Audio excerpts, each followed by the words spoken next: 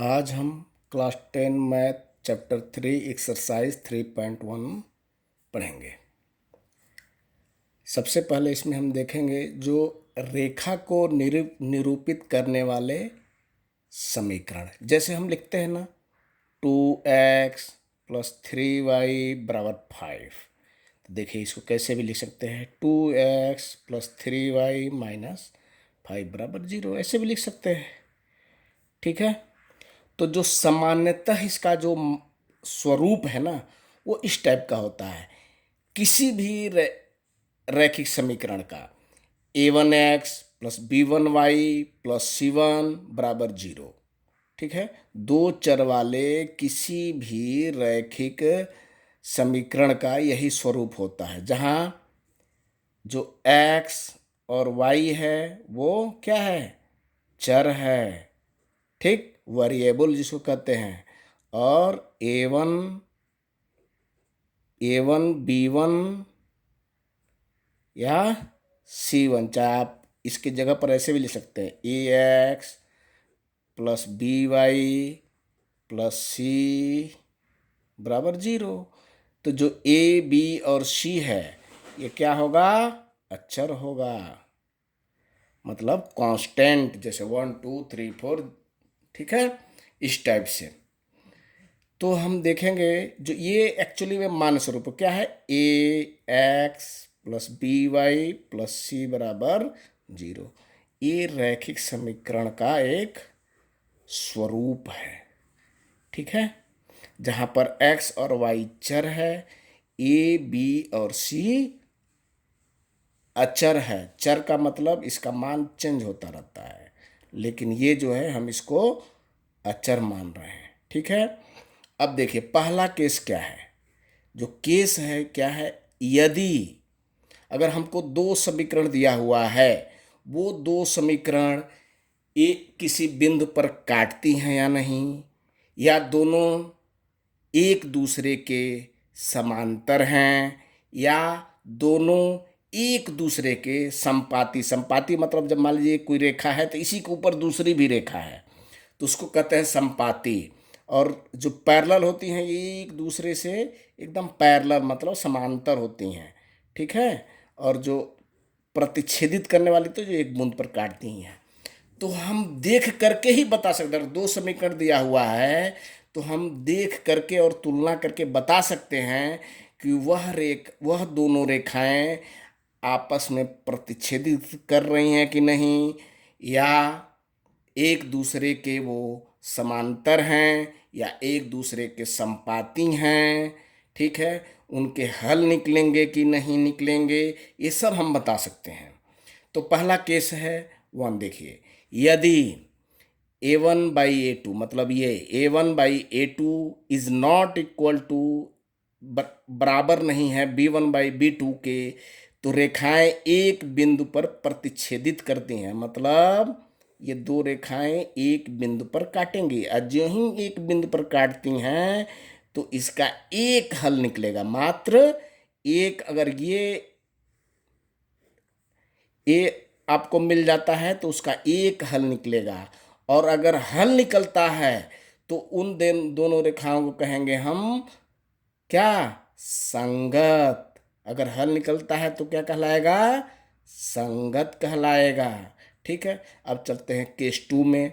यदि a1/a2 = b1/b2 = c1/c2 हो तो रेखाएं एक दूसरे के संपाती कहलाती हैं। संपाती मतलब ये जो अगर रेखा है तो इसी के ऊपर दूसरी भी रेखा है। ठीक है, यानी दोनों एक दूसरे के सुपर इम्पोज हैं, तो इसके तो अनंत हल मिलेंगे और अनंत मिलेंगे इसके। अतः यह भी संगत कहलाएगा। लेकिन क्या है, ये एक दूसरे इसको संपाती भी, ये संपाती कहलाएंगी। ठीक है, अगर ये आपका ये कंडीशन अगर आपका मिल जाता है तो। अब हम चलते हैं केस 3 नंबर पे। यदि a1/a2 = b1/b2 is not equal to c1/c2, यानी c1/c2 के बराबर नहीं है, तो रेखाएं एक दूसरे के क्या होंगी, समानांतर होंगी, और इसका कोई हल नहीं निकलेगा। जो ही कोई हल नहीं निकलेगा तो जो ये समीकरण युग्म है वो असंगत, गलत है, ये असंगत कहलाएगा। ठीक है, असंगत कहलाएगा, असंगत। अब इस तरह से हम इसमें क्वेश्चन नंबर 1 के बाद में कर लेंगे, हम क्वेश्चन नंबर 2 इसी आधार पर है, क्वेश्चन नंबर 2 हम करेंगे। ठीक है, क्वेश्चन नंबर 1 हम अगले वीडियो में कर देंगे। ठीक है, तो देखिए क्वेश्चन नंबर 2 में क्या है, अनुपातों, यही है अनुपात। क्या है ये, अनुपात ही तो है। A1/A2 B1/B2 और C1/C2 से तुलना कर ज्ञात कीजिए कि निम्नलिखित समीकरण युग्म द्वारा निरूपित रेखाएं एक बिंदु पर प्रतिच्छेदित करती हैं, समानांतर हैं या समपाती हैं। तो देखिए कैसे करेंगे। ये पहला क्वेश्चन है क्वेश्चन नंबर 2 का, तो ये फर्स्ट क्वेश्चन। ठीक है, और ये दूसरा। तो यहाँ लिखिए समीकरण 1 को A1x + B1y + C1 = 0 से तुलना करने पर, ठीक है, तो देखिए A1 बराबर क्या हो जाएगा, समीकरण 1 में तुलना तो 5 होगा। इसी तरह से B1 बराबर, ये देखिए -4। इसी तरह से C1 बराबर 8। अब फिर दूसरा ले लीजिए, समीकरण 2 को A2x + B2y + C2 = 0 से तुलना करने पर। ठीक है, तो इसको हम कर लेते हैं। A2 बराबर क्या हो जाएगा, देखिए 7, B2 बराबर 6 और C2 बराबर -9। अब हम इन सब रूपों में देख लेते। देखिए A1/A2 बराबर क्या होगा, देखिए 5/7। ठीक है, इसी तरह से B1/B2 बराबर क्या होगा, -4/6, यानी कि 2 × 6, 2 × 4, 2 × 6, यानी कि -2/3। और अब C1/C2 निकालने की जरूरत नहीं है, फिर भी हम निकाल लेते हैं। C1/C2 बराबर क्या हो जाएगा, 8/-9। अब देखते हैं हम क्या होगा। A1/A2 मतलब 5/7।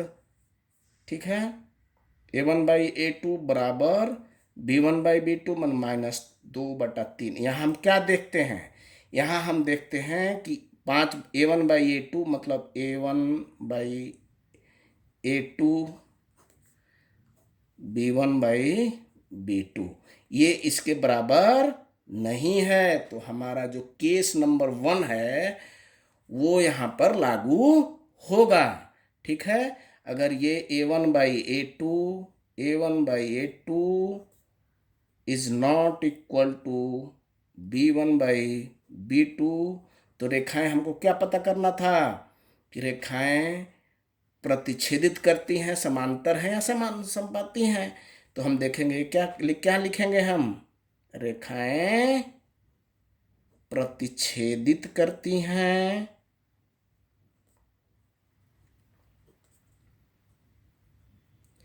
और आगे भी हम लिख सकते हैं क्या, हल, इसके हल निकलेंगे। इसका एक हल होगा, इसमें पूछा नहीं है फिर भी हम आप बता के कि आगे वाले में भी क्वेश्चन में है।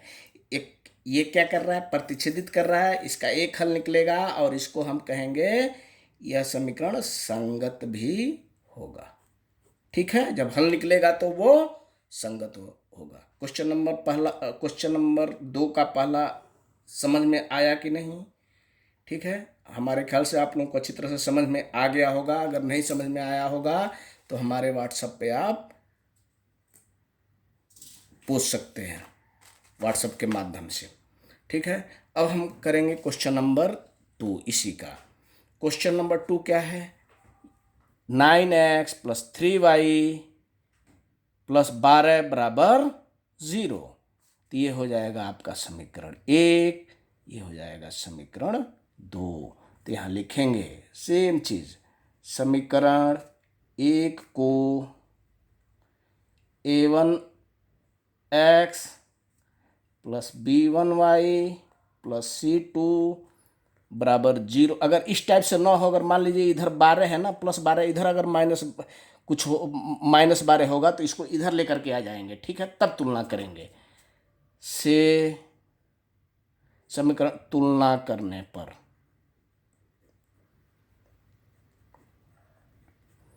ठीक है। तो देखिए a1 बराबर 9, b1 बराबर 3 और c1 बराबर 12 है, ठीक है। इसी तरह से समीकरण 2 को a2x + b2y + c2 बराबर 0 से तुलना करने पर। तो अब देखेंगे क्या, अब देखिए हम यहाँ लिख लेते हैं a1/a2 बराबर b1/b2, ऐसे भी कर सकते हैं, कोई दिक्कत नहीं है। c1/c2, a1 की वैल्यू कितनी है? 9। अच्छा हाँ, तुलना करने पर हमने वैल्यू नहीं लिखा। a2 बराबर क्या है?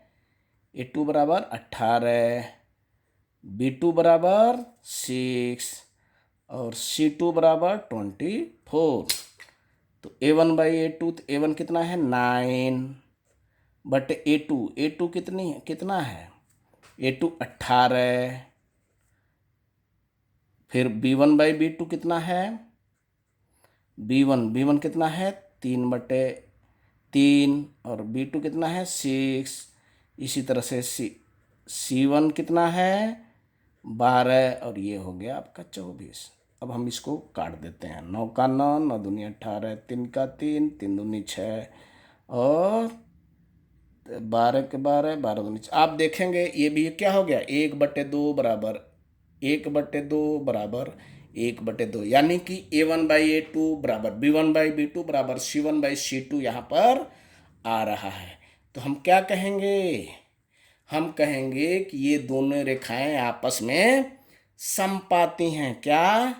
समपाती हैं और इसके अनेक हल निकलेंगे।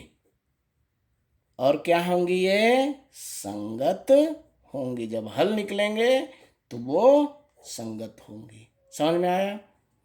ठीक है, संपाती होंगे क्योंकि ये एक दूसरे के सुपरइम्पोज, मतलब ये अगर रेखा एक है, अगर मान लीजिए ये रेखा है तो इसी पर दूसरी रेखा भी है, तो इसके बहुत सारे बिंदु मिलेंगे, इसके यानी कि अनेक हल मिलेंगे।